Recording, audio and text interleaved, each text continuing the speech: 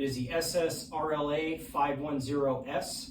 It's a 20-inch pad assist, 12.5 gallon battery powered walk behind floor scrubber.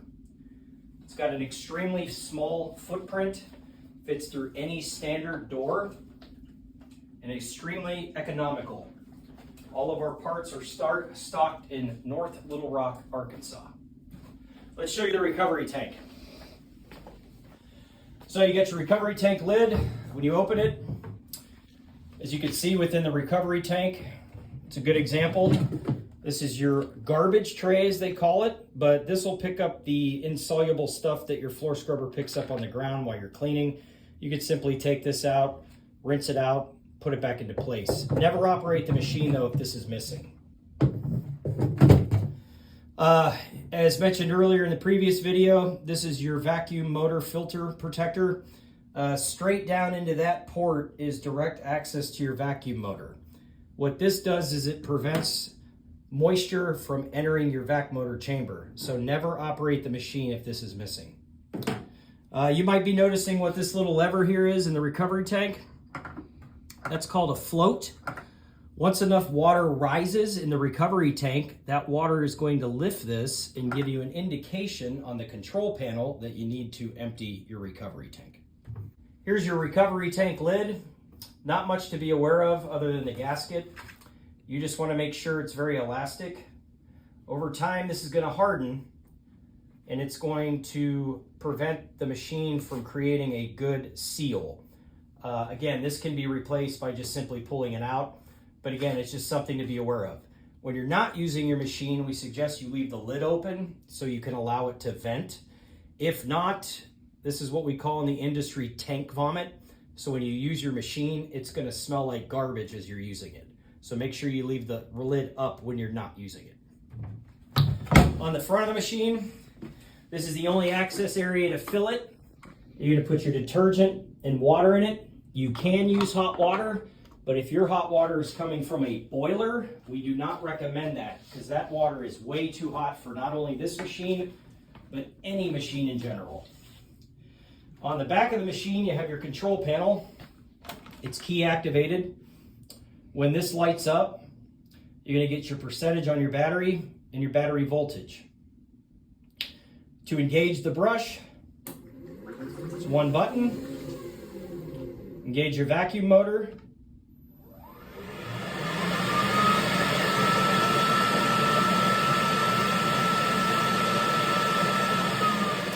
Now you're probably wondering why the vacuum didn't shut off right away. Good question.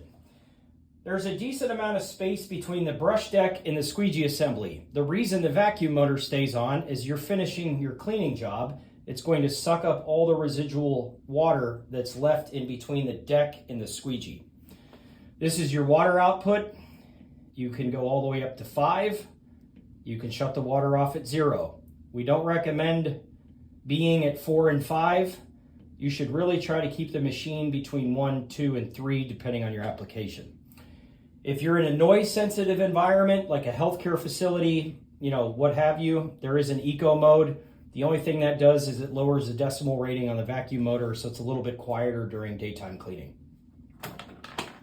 On the back of the machine, you have your drain hose for your recovery tank. Obviously, drain that into a drain. Don't dump it back onto your floor. You're going to have to use the machine again. You have your offboard charger port. So the offboard charger that was supplied with the machine, it gets plugged into here. To lower the squeegee, it's very simple. Just a lever down, lever up. Underneath the machine, you have 4 areas to consider. You have your solenoid valve. Basically, that's just an electronic way to tell the machine to put water out. You have your bowl filter. The purpose of this, water and chemicals have contaminants in them sometimes. Well, we don't want that getting to the solenoid. So what this bowl filter does, there's a mesh screen in it, which we'll take off in a minute. This captures those contaminants before they get to your solenoid. This black cap here, this is how you drain the clean water tank. Never do this unless you're over a floor drain or possibly outside, because as soon as you unscrew that, all the water is going to come out to the ground. And then you have a little lever right here. Notice how it's in the up position? Well, when I turn it, this will allow me to take the solution filter off to clean it. Now, if you're in an area with hard water, you might have to check this every week. A little bit of water will come out, that's fine. But if I turn the lever on, you notice you get an immediate flood. So make sure that's shut off when you're changing the filter. You have a screen, gasket, and your bowl filter. So once you're done cleaning this, put it back in. There's no wrong way to put it in. You can go one way or the other. And you simply screw it back into place.